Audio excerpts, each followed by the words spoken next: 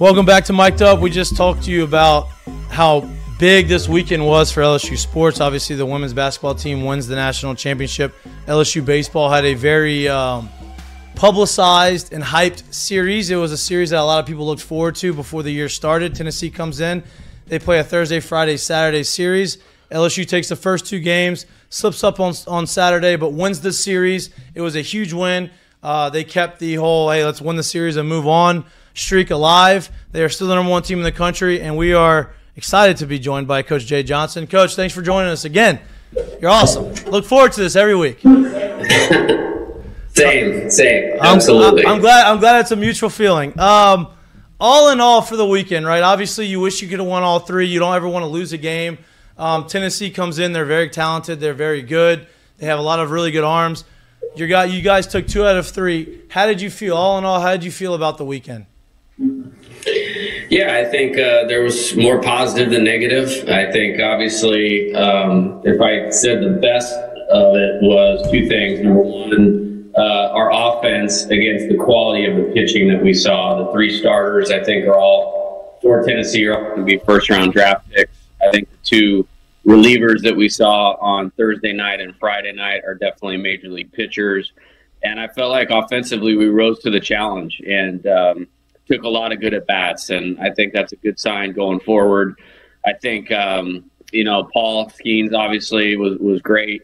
I think Garrett Edwards out of the bullpen was great on Thursday night. And then obviously Chase Shores and Griffin Herring were really good on Friday evening. So those were the highlights. I mean, obviously we got off to a really bad start and dug ourselves a big hole on Saturday. And then I would say that's another positive. I mean, it was 10-0, then it was 10-6 with a guy on base and a pretty good hitter at the plate. Like, we were not out of that game with 5 cracks to go. And I think that's something we can draw from. You never want to lose a game, but I think it's another learning experience that there's no deficit that we can't overcome. Absolutely. You mentioned the offense a little bit. Me and Jared talk a lot about and we've talked a lot about this on the show with you, is, one thing that separates really good teams from just okay teams is their ability to rebound and bounce back and have kind of response innings, right?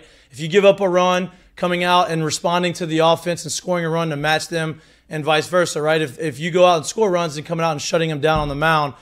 This weekend, I felt like that was one of the things that I saw from the offense was every time Tennessee kind of gave their jab and kind of gave a punch to you, you guys kind of came back and not just jabbed them, but gave them a big body blow back and responded.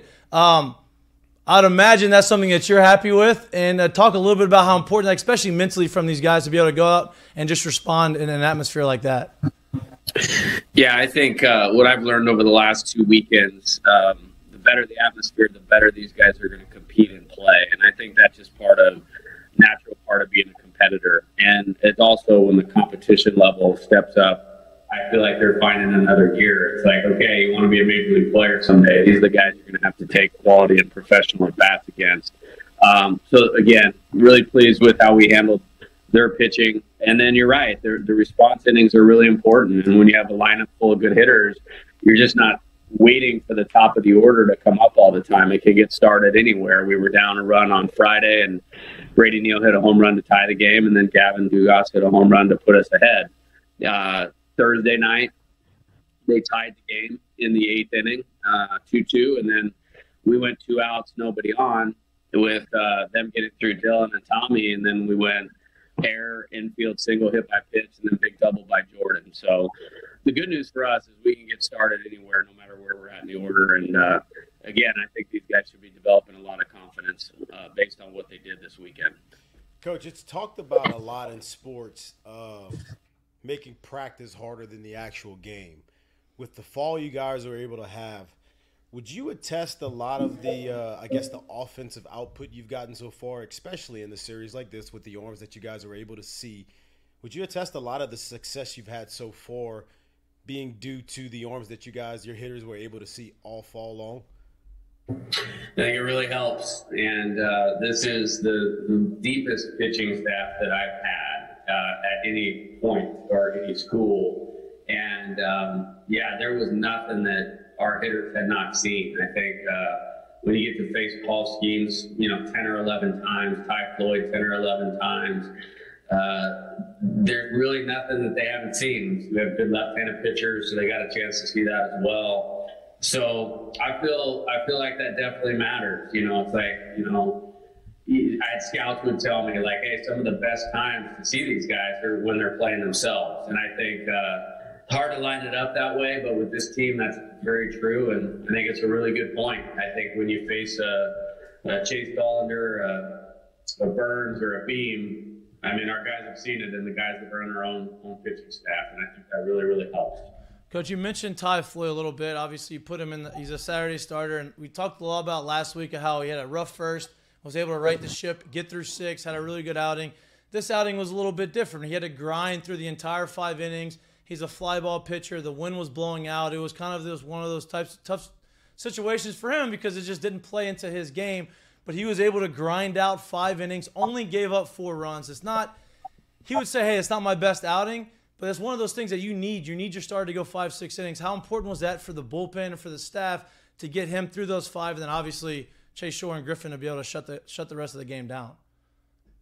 Huge. I mean, I had guys in the bullpen in the 3rd inning of that game. And you just, with Burns, you could not get too far behind. And he really gutted out the 4th. And then in the 5th, we got 2 quick outs. And then the key point in that game for me was he went 3-0 to Blake Burke with 2 outs, nobody on base. And Blake Burke swung and rolled a ground ball to second base that allowed us to, wait to have to go to the bullpen. So that I thought that was the turning point in the game, of him getting to the 5th inning. And I believe at that point we were ahead at the end of the 5th inning and put a lot of pressure, on them and their dugout playing catch up. And that's a big difference. And that's 2 weeks in a row where he's hit a little hiccup and has completely responded and gone a lot further in the game than it looked like he was going to. And that's just a credit to Ty's ability and his maturity as a pitcher. And I mean, I don't know what the stat line looks like, but that persevering through that was incredibly valuable for us to win that series. I think we can both say the mark of a good team is watching someone who you expect a lot of kind of seemingly go under the radar for a while, and then finally this weekend you see him kind of pick it up. And I wouldn't even say he's struggling. It'd be really, really a stretch to say he was struggling. But how good was it to see kind of Trey really get back on the ball? It seemed like he lived on the barrel the entire weekend. Is there anything he's been working on, or where is he at with everything? Yeah, I think he's a bright lights guy when it's a series like that. You're going to get his best. And that does not to say he hasn't been a good hitter for us at all. No, exactly. I told him today, it's like that's the blueprint for the rest of the season. I mean, it takes us to a completely different level if he takes those kinds of at-bats, because between him and Gavin hitting in front of Dylan and Tommy, you're pitching to those guys with people on base. Yeah. And we want Dylan coming up with as many guys on base as possible. And then if he doesn't hit a homer, then Tommy's coming up with as many guys on base as possible. And so that was a huge weekend by Trey. And I thought it was a really, really loud weekend for him too, which was awesome for our team. Coach, you talked about being able to take a step back last weekend and kind of just being able to intake the atmosphere that Alex Box brought to you. Mikey and I were in the stadium Thursday night. I got to be completely honest. I haven't seen that place like that in, I'm straight up, just years. How cool did that feel? And I have to imagine that kind of felt an extra level of what you felt last weekend. You know what? The answer to that is actually no. And wow. No, here's why. Here's the difference. It was the same, probably better. But Thursday's night's game, like, I had a lot of decisions to make, whether it was pitching, pinch run, pinch hit, defensive replace. Like, we used like 14 or 15 position players in that game. Right. And then we used 2 relievers, and it was a tie game in the 8th inning. And then when Jordan hit took some pressure off you. Yeah, I got a second to enjoy it. But like throughout that game, it was more like, no, that's one where, I mean, I always try to be on top of my stuff. Yeah. But like that one, if I make a mistake, it could cost us the game. I never want to do that. So, but when he did hit that double, that was something to take in. And I was like, okay, are we set for the 9th? Garrett's ready to go. Our best defense is in there. I would have preferred one more hit to make it 6-2 instead of 5. Yeah, right. But yeah, somebody asked me that the other night, and I was like, we were ahead against Arkansas enough Right. to where I could take a second and go like, holy cow. That wasn't the case on Friday. But with that being said, like, man, that doesn't exist anywhere else in the country. It doesn't. It's one of the reasons I came here, and I couldn't be more appreciative to our fans for showing up and showing out the way they have the last 2 weekends. There's no place like it. Coach, you mentioned some of the pressure that I guess you feel because of all of the pieces that y'all have on the lineup. Do you kind of feel that, I guess, going into each game where you know that you have people on the bench, whether it be pitchers or hitters, that you have to kind of manipulate this lineup throughout the entire game as opposed to putting your starting 9 in and letting them rock? No, that's a first world problem. Sorry, everybody's so good. Yeah, no, I love it. I mean, it's kind of like that, but only in the sense of I want to make sure they're all continuing to develop, because there's guys that we're going to need, later on in the season. There's guys we're going to need in 2024 and 2025. So finding any opportunity to do some of that, like, I've had to look a little harder to do that, because I respect all of our opponents. And I mean, by the end of the next 2 weeks, we're going to have played the toughest schedule in the country. No question about that. And then, these midweek games we've separated a little bit, but it's not just automatic that you're gonna win or blow somebody out and get somebody time.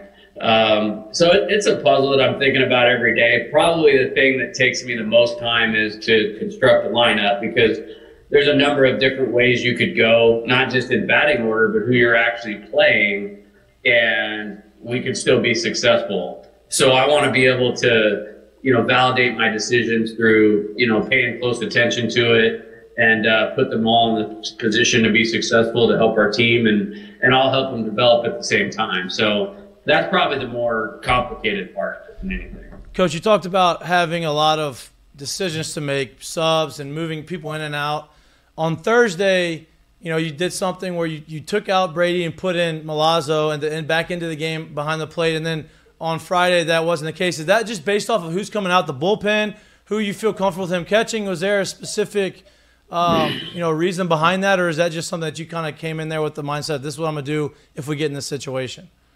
Yeah, no, I mean, Alex is a great defensive catcher. I think where we were in the order, wanting to have Brady come up, he had hit the homer earlier in the game, and we were close enough to him in the order where we wanted to maybe see if we could get one more at bat out of him. Yeah. And if the game got to if we had to hit in the ninth, I almost positive he was leading off or he was coming up that inning. And so that was the deciding point where he made the last out of the inning on Thursday. Got it. And so it made sense to get Alex in there for those last 6 outs. And, Nate hurt his hamstring and then sailed a couple balls that got by him, but those were wild pitches. They weren't pass balls. But we like what we're doing.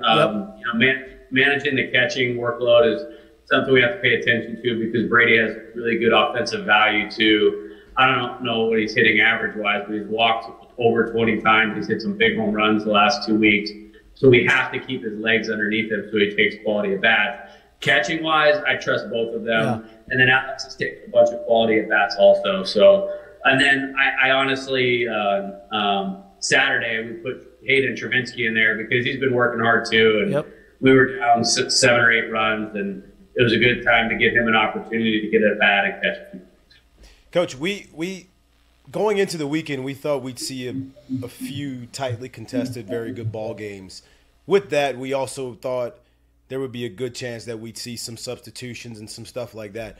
Was a lot of that due to obviously the respect of the opponent, and or knowing that this weekend would be a big weekend to kind of, if you went about it correctly in won games, it could kind of put you in a good spot standings-wise moving forward?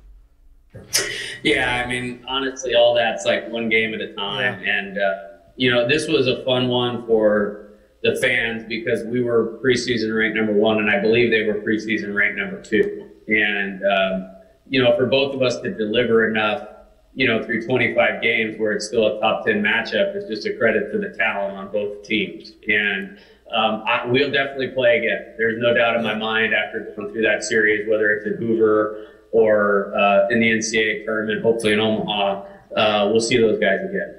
Coach, Griffin Herring, he had 7 innings pitched on the season before he came in on that Friday game. He came in an absolute nut-cutting moment, and he threw 2 innings, struck out 4 guys. He looked like he had been throwing every weekend, and he looked like he had 25 innings under his belt.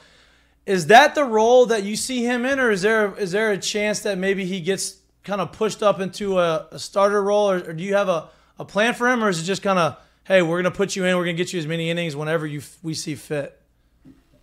It's funny you say that, because for a long time I felt like he was the one guy on the team that had needed to pitch more, that for some reason it just hadn't worked out.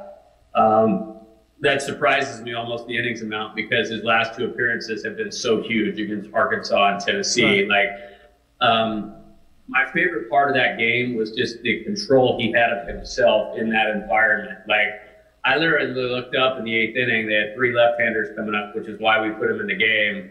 And I saw him on the first pitch and going we're good. This guy, rocking chair almost. Put your turfs on, boys. Ain't even nobody else pitching. Take the tape off. And it's like you didn't even need to wait for the result, because you knew he was going to execute because of the poise that he had. That'll be a video I'll go back in future years and show young players. If you want to play early, you obviously have to be good enough, but it's all right here in your head, and you have to be able to slow the game down.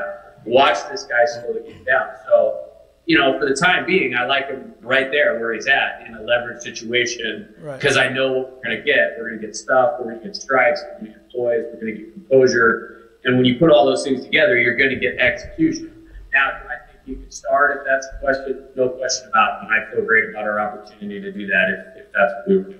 Staying on the pitching side, look, you talked about talent, you talked about being able to go out and do it. Thatcher Hurd struggled the last few weekends. It has nothing to do with talent, at least in my professional opinion. It has nothing to do with the ability to go out and do it. Sometimes you get in one of these little streaks where you're kind of thinking too much and you're going through these things and you just, for some reason, you can't put it all together. The talent's there, the ability's there. What are you seeing from Thatcher, and what are you and Wes kind of working with him to try to get him back on track? Yeah, I feel very confident in him. I think if you look at, obviously, the Texas game, that was a great performance. The Butler game, it kind of got lost because it was a Monday night. That was incredibly impressive as far as pitch execution. One against Samford. I actually think, against A&M, we might have even took him out a little bit too early. Yeah. And then he hasn't been sharp the last couple of weeks. But I think for us to be the best team that we need to be to do what we want to do, which is contend for a national championship, he has to be involved in it because the ability is there. And so the growth that he has between now and then is really important for our team. He'll be on the mound at some point tomorrow night. I was about to ask you that. Okay, there we go. Yeah, he only threw 25 pitches, and right now, he needs to get on the mound, and we need some innings, heating up. And I'm excited about, doing stuff like that. I'm excited to get a couple other guys out there tomorrow night against a good team and continue to build the depth of what we can do. Because, we have Paul Skeens, we have Ty Floyd going right now, but there's a little bit of an element of even last year's team where if we cut some sections off for some of these guys, they can contribute a little more and we can still be just as effective. Yeah. Now, there's been no doubt the emergence of some young kids already this season, which is great. Can you give us a little bit of an update on Ackenhausen? Because I got to imagine, like you said with Thatcher, if this team is going to be where they need to be, he is a guy that has to be a part of it and healthy and contributing. Yeah, he tweaked his hamstring the other night on the pitch right before I took him out of the game. He wanted to stay in the game. I'm like, hey, man, let's run third. You're not going at this. I appreciate it. You're not going at this at 75%. I appreciate the want to, but and so, he's probably really itching to get healthy because I've been all over him for the last 3 days about how much treatment he's doing and in the world. Often visits to the training room. Yeah, we need him. I mentioned the Texas this game with Thatcher a little bit ago. Like Nate coming in that night was electric, and he hasn't really had a bad outing for us yet. We just had this little bit of a hiccup with his leg. Like we have to get him out there again. So I don't know if it's this weekend. I'm hopeful that it's this weekend, but at latest it'll be the next week. Coach, I know your time's limited, so just a couple more questions. This week, you mentioned this weekend that you go to South Carolina. I feel like they've been the surprise team in the SEC. Nobody really had them pegged as a top 10 team in the country. They're hitting the ball at the ballpark all over the field. Now, Columbia's a little bit of a bandbox, but I know they're hitting the ball. I understand that. I'm not saying taking anything away from them. What can you expect going to South Carolina? You haven't been on the road in a couple weeks. And what can we expect from them as a team? Yeah, I just kind of started looking at them. I know they really were aggressive in the transfer portal. They felt like this was a year that they needed to put some older pieces together, maybe followed a little bit of what some other teams in the league did, maybe including us, with bringing in 5 or 6 guys last year, and then Texas A&M bringing in a bunch of guys. So I know that was part of what they were doing. They had some coaching staff changes. They got Monty Lee back over there, who was the head coach at Clemson. I expect to see an old, strong, physical, confident team. And I'm excited to get there. I've never played there before. It's obviously a historic program. They were really good around the time you guys were rolling around and playing in college. So I think it's going to be an exciting series. And again, a lot of firepower on the field for both teams. Great place to play, by the way. I love place to play. That's a great ballpark there. Yeah. Lloyd, you got something? Yeah, Coach, I was at the game on Friday night. Did you notice, I'd imagine that y'all heard some of the reaction going on with the women's basketball game that was happening. Were you kind of, I guess, at the dog going, what are they cheering for? Because we're not doing anything right now. We're just warming up, and you have everybody in where I was privy to sit, which was at standing room only. We were up there watching the game while we're waiting for y'all to get going, and I could imagine that the dugout was going, what's going on? Yeah, at that time, I had no idea. Locked into my job. I was like, wow, these guys really want me to pitch Griffin Harris. They love this kid. Yeah. We'll talk in a little bit. Talk about how awesome it is for them. Obviously, you and Kim all the coaches at LSU. They have conversations. You all have a relationship. How great is it for year 2? You're in year 2, and your tenure here. She's in year 2. Brian Kelly's in year 2. How important is it for everybody, just the state of Louisiana and LSU, for her to do what she's done in a short amount of time? Unbelievably amazing, and I still can't get over how good they played yesterday. Right, best game of the year. That was. I mean, as a coach, that kind of gives you chills. When it matters the most, all the training, all the work, all the recruiting comes together. And I was fired up, not just at LSU one, but that's what you want to see as a coach. I just can't imagine them playing a better game than they did yesterday. And I think I got to get a personal invitation out to Alexis Morris to come out and throw out a first pitch here pretty soon. That fourth quarter, wow, that was winning time. Yeah. Ice cold, no doubt. That was legit. Coach, I hope in June they're talking about your second year and you holding up the trophy, and we're out there in Omaha and celebrating. But I appreciate all of your time. I appreciate you coming on every Monday. Like I said, I really do look forward to this. I like to talk baseball with you. And good luck this weekend. Good luck tomorrow, and we'll do it again next week. All right, look forward to it. I appreciate